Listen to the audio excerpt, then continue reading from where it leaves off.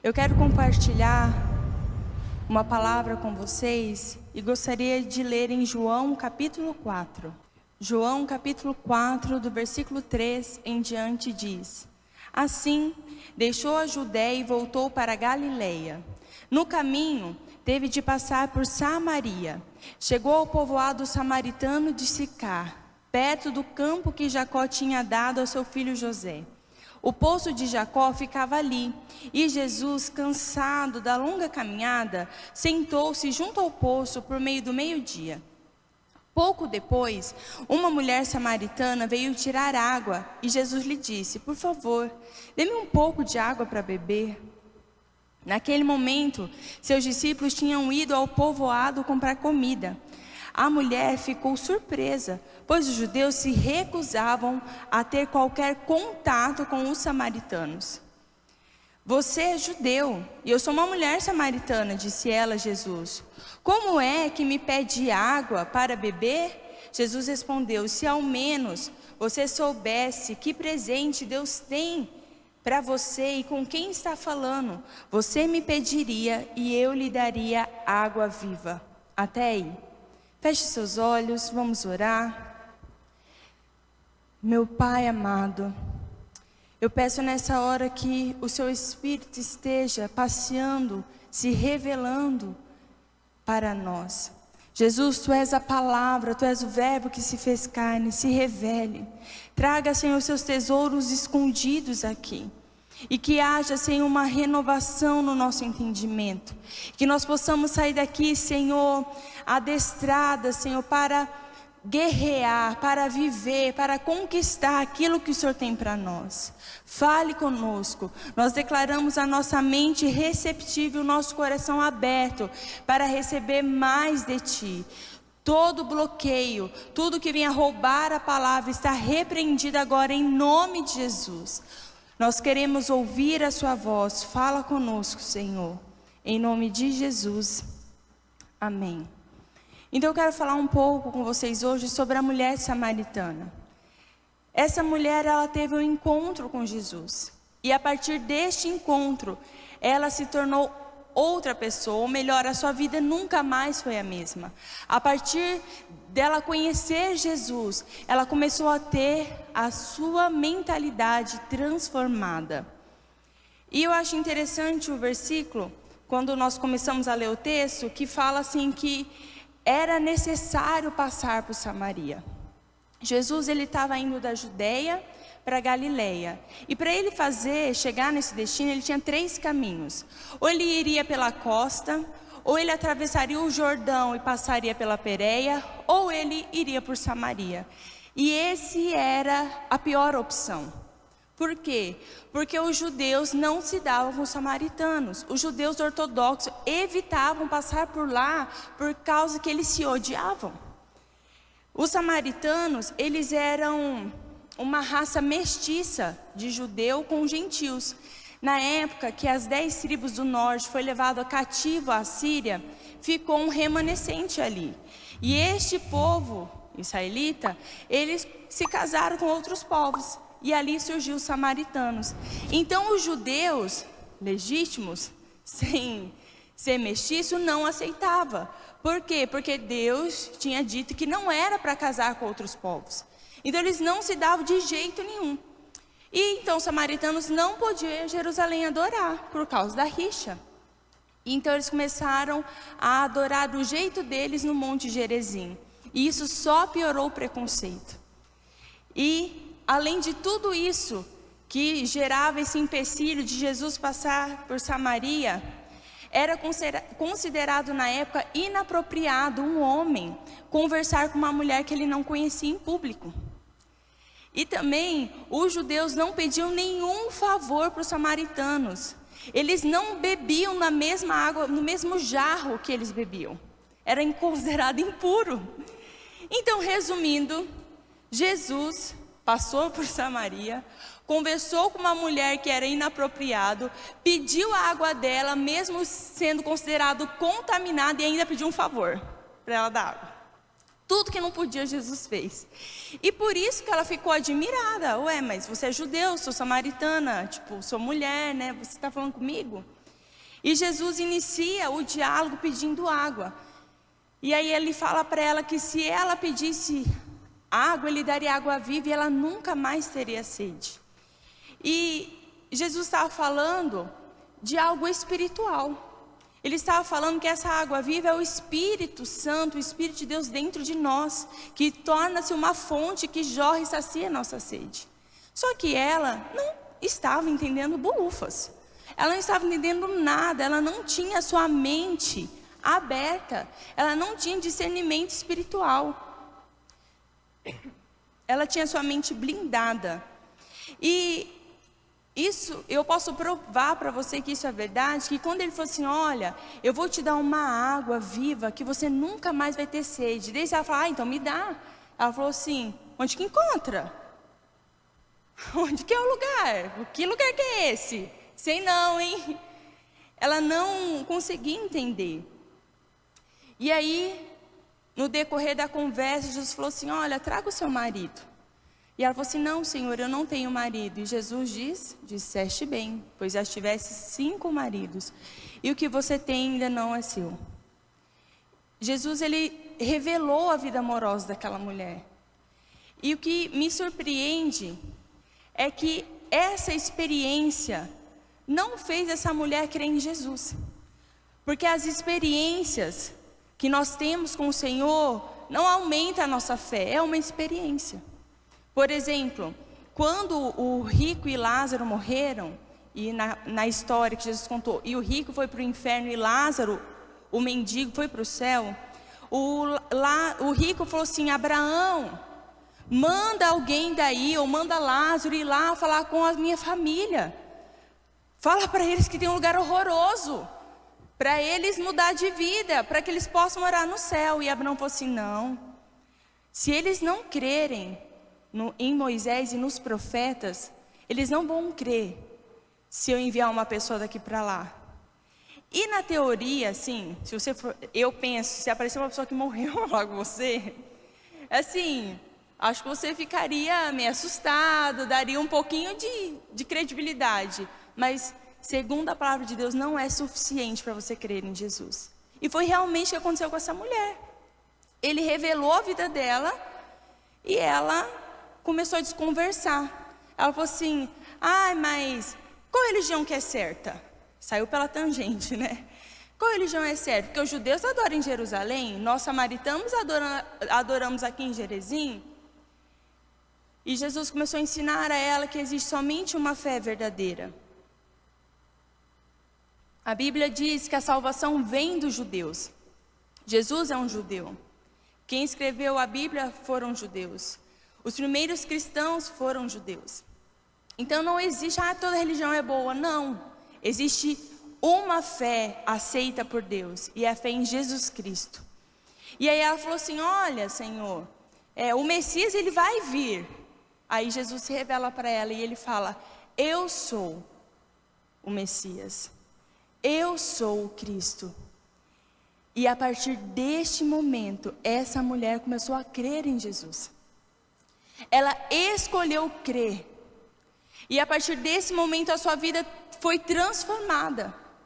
Ela se converteu verdadeiramente. E a sua mente começou a passar por uma metanoia, por uma transformação. E é sobre isso que eu queria falar com vocês um pouco. Sobre o segredo está na nossa mente. O segredo da transformação das nossas vidas está na nossa mente. O que é metanoia? Vamos separar a palavra. Met significa acima de, além de. Noia, mente, razão. Então seria acima da mente, acima da razão, além da razão. Então nós aprendemos que metanoia é mudança de direção. Foi isso que eu aprendi na escola de líderes, não foi? Então você está indo por um caminho, você tem uma metanoia. Então você muda de direção. Metanoia eu aprendi também que é arrependimento. Mas eu quero te dizer que metanoia é muito mais do que isso. Metanoia é uma mudança no meu modo de pensar continuada. É uma mudança na minha mente sustentada. Então, a partir do momento que eu creio em Jesus, que eu me rendo a Ele, que eu me converto, deste dia até o fim da minha vida, eu preciso passar por metanoia todos os dias. Em Romanos 12:2 diz assim: não imitem o comportamento e os costumes deste mundo, mas deixem que Deus os transforme por meio de mudança em seu modo de pensar. No original diz metanoia, a fim de que experimentem a boa, agradável e perfeita vontade de Deus para vocês. Então, metanoia, ela é a capacidade da gente ver além da superfície. É da gente ver além das possibilidades. A palavra de Deus diz que nós andamos por fé e não por vista. Então eu ando não pelo que eu sinto, mas eu ando pelo que eu creio. A fé enxerga além da minha realidade, além da superfície, além do que os olhos podem ver. Por exemplo, Pedro, quando Jesus estava andando sobre as águas, Pedro, ele teve fé. E ele falou assim: Senhor, eu quero andar sobre as águas também. E Jesus falou assim: ok, pode vir. E ele começou a andar. Só que ele deixou a realidade afetá-lo. E qual era a realidade? O vento, a água. Mas espera aí, isso aqui não é normal. E por causa da sua razão, Pedro começou a afundar. Porque ele deixou que a sua razão o controlasse. Em Colossenses 3:2 diz bem assim: pense nas coisas do alto, não pense nas coisas da terra. Repetir, pense nas coisas do alto e não nas coisas da terra. Então Pedro, ele afundou porque ele estava olhando para as coisas da terra. Pedro afundou porque ele estava olhando para a sua realidade. E eu quero te dizer algo, mulher: o seu parâmetro não é a sua realidade, não é a sua dor, não é o seu fracasso, não é a sua família, não é o seu marido. O seu parâmetro é o céu. A Bíblia diz em Colossenses, acabei de ler: olha, pense nas coisas do alto. O seu foco não é aqui na terra, o seu foco não é a doença, o seu foco é o céu, é Deus, o poder sobrenatural dele. Então a fé que está dentro de mim, ela precisa transformar a minha realidade, ela precisa transformar a minha vida. Porque quando eu tiver vitórias internas, então eu terei vitórias externas. A mudança no meu mundo exterior, no meu mundo aqui de fora, depende, está intimamente ligado à mudança do meu mundo interior. A porta, ela se abre do lado de dentro. Não é isso que a Bíblia diz? Eis que estou à porta e bato, se alguém ouvir e abrir. Então a porta se abre do lado de dentro. Eu preciso entender e começar a me mover para que essa mudança dentro de mim aconteça. E o que é ter uma metanoia? Metanoia, ou uma mente transformada, ou ver além do que que os meus olhos veem na realidade, é ter um pensamento confiante de ver a bondade de Deus ao meu favor. É ter um pensamento confiante que a bondade de Deus vai alcançar a minha circunstância. Se você, querida, colocar os seus olhos no inimigo, ele vai se tornar grande e poderoso. Foi isso que aconteceu com Pedro. Ele parou de olhar para Jesus e ele começou a olhar para o vento, para a água. E o inimigo se tornou muito grande para ele. E ele não conseguiu permanecer em fé. E eu quero te dizer algo, mulher: seus traumas, seus fracassos, não é para eles que você precisa olhar. Se você ficar olhando para isso, eles vão te condicionar a ter uma vida ruim. Eles vão te condicionar a crer que não é possível. Ai, não tem como mudar a minha casa. Meu marido é impossível ele mudar. Os meus filhos, não sei se eu consigo crer que Deus pode alcançar eles. Um emprego melhor, eu nem tenho condição, eu não estudei. Então não deixe que os seus traumas, seus fracassos te condicione a enxergar uma vida negativa. Toda vez que você der atenção a pensamentos errados, você vai produzir dentro de você medo, insegurança, ansiedade, falta de fé. Metanoia não é você decorar os versículos da Bíblia e ficar falando. Metanoia é você enxergar com os olhos de Deus. Metanoia é você ver aquilo com um ponto de vista de Deus. É como se você colocasse o óculos de Deus para você viver. É para você colocar o óculos de Deus para você tomar decisões, para ver a sua realidade e circunstâncias. Metanoia é você tomar posse da promessa e fazer dela a sua base, o seu sustento. Não foque no que é errado, não dê atenção no que é errado, porque se você focar no inimigo, na dor, no fracasso, isso vai ser potencializado dentro de você. Você quer mudar a sua vida? Sim ou não? Então pare de reclamar e mude o seu foco. O seu problema, mulher, não é o seu passado. O seu problema é no que você acredita. A Bíblia diz em 2 Coríntios 10, do 3 ao 5, o seguinte: embora sejamos humanos, não lutamos conforme os padrões humanos. Usamos as armas poderosas de Deus e não as armas do mundo para derrubar as fortalezas do raciocínio humano e acabar com os falsos argumentos. Destruímos todas as opiniões arrogantes que impedem as pessoas de conhecer a Deus. Levamos cativo todo pensamento rebelde e os ensinamos a obedecer a Cristo. Então, como nós lemos em Romanos, que nós não podemos nos conformar com este mundo, mas precisamos transformar a nossa mente, o nosso modo de pensar. Para quê? Para que a gente viva a vontade de Deus, que é o quê?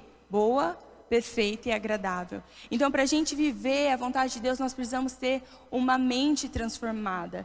E para ter metanoia, como eu acabei de ler aqui Acabei de ler aqui em 2 Coríntios, para nós termos uma metanoia, nós precisamos destruir as fortalezas da nossa mente. E o que são fortalezas? São obstáculos, são lixos que foram criados por meio de traumas, de feridas, de traições, de fracassos, e foram nutridas por pensamentos mentirosos. Entenda algo, pensamento é uma semente. E se ele for plantado, essa semente ela vai brotar, ela vai germinar e vai dar frutos. Entenda algo, o mundo espiritual é regido por duas fontes: as trevas e a luz. E os nossos pensamentos, eles podem vir de uma dessas fontes. E muitas vezes nossos pensamentos vêm das trevas. São pensamentos negativos. Então, Dini, como eu posso saber se o meu pensamento está vindo da fonte certa? Como eu posso saber que o meu pensamento vem da verdade, que é a luz, e não da mentira, que é as trevas? Olhe para a Bíblia. O que Jesus diz sobre você na Bíblia é a verdade. O que não está escrito sobre você ali é mentira. A Bíblia diz que os planos de Deus, que os pensamentos de Deus sobre você são bons. Mas a Bíblia também diz: não dê lugar ao diabo. Queridas, não é que o diabo vem e arromba, não. A gente deixa ele entrar. A gente dá a chave da porta para ele entrar. Os poderes das trevas, eles vão aumentando por causa da nossa crença neles. Nós acreditamos que o diabo é poderoso, que o inimigo é poderoso, está rugindo como um leão. Meu Deus, o inimigo está furioso. Não é assim que às vezes tem uma frase? Nossa, meu Deus do céu, o inimigo está furioso, hein? E a gente acredita no poder do inimigo. E nós começamos a dar poder a ele, porque a nossa fé está sendo nele e não em Deus. A sua fé, querida, precisa ser em Deus e não no inimigo. Você precisa confiar nele. Quadros depressivos, síndromes do pânico, eles acontecem porque as pessoas acreditam em mentiras. Metanoia é um chamado para a gente eliminar o lixo emocional que há dentro de nós. Filipenses 4:8 diz assim: Por fim, irmãos, quero lhes dizer só mais uma coisa. Concentrem-se em tudo que é verdadeiro, tudo que é nobre, tudo que é correto, tudo que é puro, tudo que é amável, tudo que é admirável. Pense no que é excelente e digno de louvor. Então, o que aqui nos ensina? Que quando eu estiver sob pressão, então eu estou sob pressão. Está difícil, o problema é grande. Eu preciso olhar para aquela situação e ver Deus. Quer ver só na Bíblia? Salmos 23, Davi diz bem assim: ainda que eu ande pelo vale da sombra da morte, eu não temeria mal algum, porque o Senhor está comigo. Ele está vendo Deus até no vale da sombra da morte. Então, mesmo se eu estiver sobre um problema muito grande, eu preciso me exercitar e ver Deus naquela situação. Por exemplo, Davi, quando foi lutar com Golias, ele não olhou a habilidade de Golias, ele não focou que Golias é um cara muito grande, muito forte, poderoso, mas ele focou no quê? O meu Deus é grande, esse cara tem uma testa enorme, brincadeira, o meu Deus é grande. Golias não tem aliança com Deus, então ele está desprotegido, eu estou protegido. Josué e Caleb, eles não olharam o tamanho do inimigo, eles falaram assim: Deus deu uma promessa, e Deus é maior, então vai acontecer. Eliseu, ele estava cercado por um exército inimigo, e o seu servo estava desesperado: vamos morrer. E Eliseu falou assim: ô Senhor, abre os olhos dele. Eliseu focou no exército celestial que estava chegando, que era muito mais poderoso que o exército que estava ali. Sabe por quê, queridas? Porque maior é o que está em nós do que aquele que está no mundo. Eu vou repetir para você não esquecer: maior, Jesus é maior. Ele é muito maior do que qualquer inimigo dessa terra. Mas muitas vezes nós nos comportamos como se o diabo está furioso. O diabo é poderoso. Meu Deus, olha, soltaram o demônio na cidade, meu Deus do céu. Tem gente que não quer ter filhos porque o mundo é ruim. Ai, mas a Bíblia diz, Gine, que o mundo jaz o maligno. Jesus estava falando que o sistema do mundo jaz o maligno. Mas quem criou o mundo foi Deus. E quando Ele criou, falou assim: é bom. Eu fiz o mundo e é bom. É bom, porque maior é o que está em nós do que aquele que está no mundo. Pare de dar poder ao diabo, é você que está dando poder a ele. Comece a focar no alto. O seu Deus é maior. Jesus é quem governa. Ele pode todas as coisas. Ele parou o sol. Ele andou no meio da fornalha. Ele fechou a boca dos leões. Ele ressuscitou ao terceiro dia e está vivo. O seu Deus não está morto, não. O seu Deus não é fraco, não. Sabe o que eu falo para minha filha?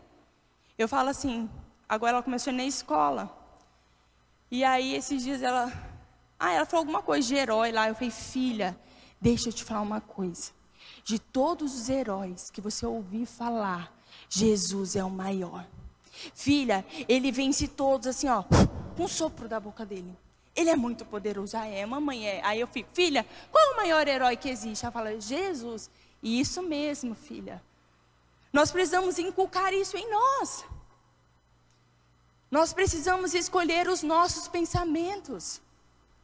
Como você pensa, mulher, é como você vai escolher. A escolha começa na nossa mente. E o nosso destino está ligado às nossas escolhas. Você vai chegar até onde você escolheu chegar. Aí você fala assim: puxa vida, eu não pensei nunca nisso, acho que eu não vou chegar em lugar nenhum, nunca escolhi. Pois é, não vai mesmo não, irmãs. Comece a escolher. O que eu falo, o que eu faço, é o que eu estou pensando.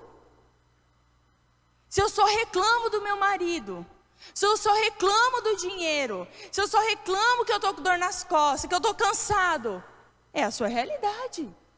É o que você acredita. Muitas mulheres têm escolhido viver uma vida triste. E eu fico pensando como o Senhor deve ficar chateado com isso. Muitas vezes nós escolhemos ser tristes. Parece que sofrer é o nosso destino. Até parece que é meio santo e dá uma purificação para eu ser salva. Não, porque eu estou sofrendo. Mas sabe o que a Bíblia diz? Que a alegria do Senhor é a nossa força. Sabe o que a Bíblia diz? Que nós existimos para glorificar a Deus e para nos alegrarmos nele. Nossa vida tem que ser repleta de alegria. Sabe o que o apóstolo Paulo disse? Alegrai-vos no Senhor, mais uma vez digo, alegrai-vos. Tem pessoas que acham que vai ser feliz somente quando casar, quando ter o emprego dos sonhos, o salário dos sonhos, quando o marido for salvo, quando os filhos forem alcançados. Não! A alegria torna a nossa vida leve.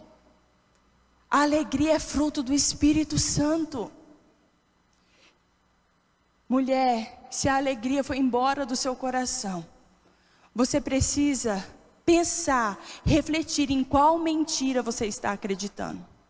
Se você não tem conseguido ser alegre, se você não tem alegria nos seus dias, você precisa refletir em qual mentira você está acreditando. Porque a Bíblia diz que este é o dia que o Senhor fez e por isso eu vou me alegrar. Só isso basta. Em Salmos 16 diz bem assim: na tua presença a fartura de alegria. Em outras versões diz: na sua presença, alegria plena. Deus deveria ser conhecido na terra pela nossa alegria. Só que, infelizmente, isso ainda não é uma realidade. Mas Carapó, eu declaro nessa noite que conhecerá Jesus Cristo por causa da alegria das nossas vidas, em nome de Jesus.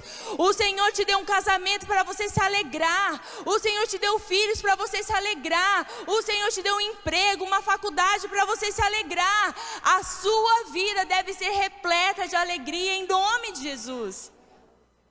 Se a presença de Deus, ela tem fartura de alegria, então minha alegria é um termômetro de quanta intimidade eu tenho com Deus, de quanto eu fico na presença de Deus.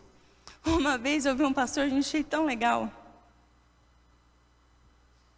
Ele falou assim, disse que as irmãs da intercessão estavam vindo, da intercessão, da presença de Deus, onde há fartura de alegria, e vieram assim derrotadas.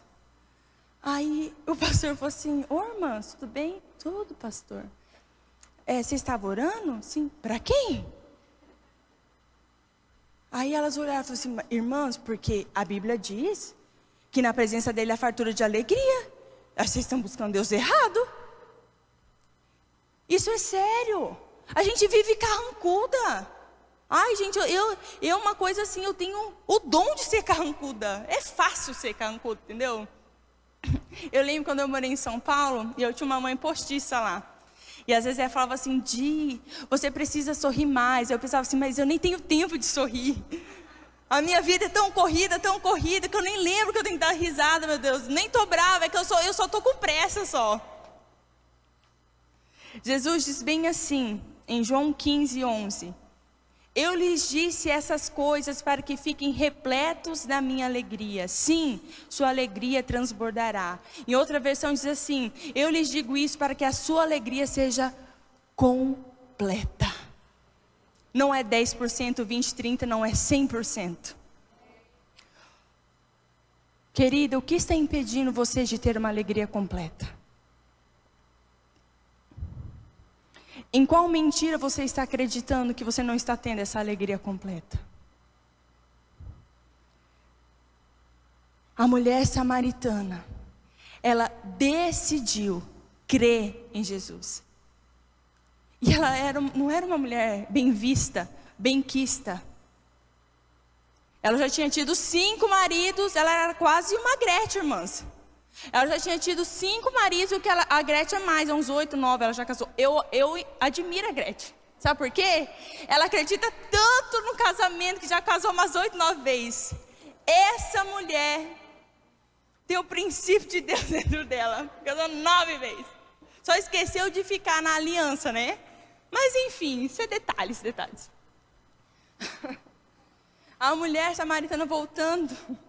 A mulher samaritana, quando ela creu no Senhor, ela começou a ter uma mudança já no seu entendimento. A palavra diz que ela deixou o jarro, o seu cântaro, e ela saiu na cidade. Gente, ela não era uma mulher bem vista. E ela começou a falar assim, olha, eu fui buscar água, e tem um homem lá naquele poço, eu acho que ele é o Messias. Gente, o Messias está aqui na nossa cidade, chegou o tempo. O Messias, ele falou tudo que eu estava vivendo, todos os meus pecados ele contou.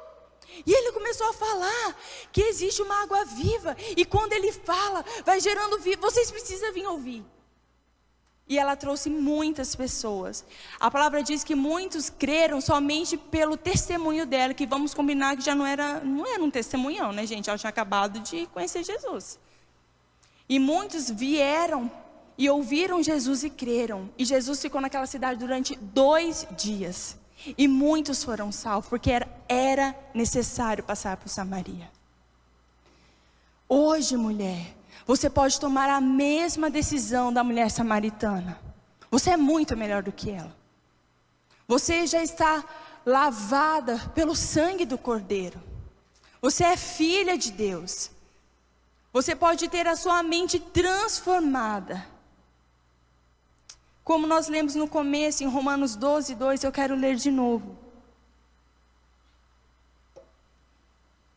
Diz, não imitem o comportamento e os costumes deste mundo, mas deixe que Deus transforme por meio de uma mudança em seu modo de pensar, metanoia, a fim de que experimentem a boa, agradável e perfeita vontade de Deus. Outra versão diz assim, ó, não vos conformeis com este mundo, mas transformai-vos pela renovação do vosso entendimento. Conformar é uma pressão exercida de fora para dentro. Transformar é uma pressão exercida de dentro para fora. Deus quer te transformar de dentro para fora. Não adianta você falar evangeliquez, não adianta você usar a saia lá no pé, não usar maquiagem, não pentear o cabelo, que é muito feio, né, irmãs? Usar maquiagem e pentear o cabelo é o mínimo, né? Perfuminho, por favor, né? Em nome de Jesus, amém. Não adianta, porque a transformação, lembra que eu disse? É no meu mundo interior primeiro, para o meu mundo exterior. Eu preciso ter vitórias internas, para eu ter vitórias externas. Todas nós, temos áreas conformadas na nossa vida. Todas nós, que foram pressionadas de fora para dentro. E nós precisamos verificar quais são as áreas que estão conformadas e deixá-las ser transformadas pelo Senhor. A mentira escraviza, mas a verdade liberta. E conhecereis a verdade, e a verdade vos libertará. Mulher, Deus quer te libertar dessa pressão. Tem pessoas que estão tão oprimidas, tão atormentadas, que chegam a andar meio encurvado. O Senhor quer te libertar. Seu problema não é o seu passado, o seu problema é as suas crenças. A nossa vida é um reflexo das nossas crenças.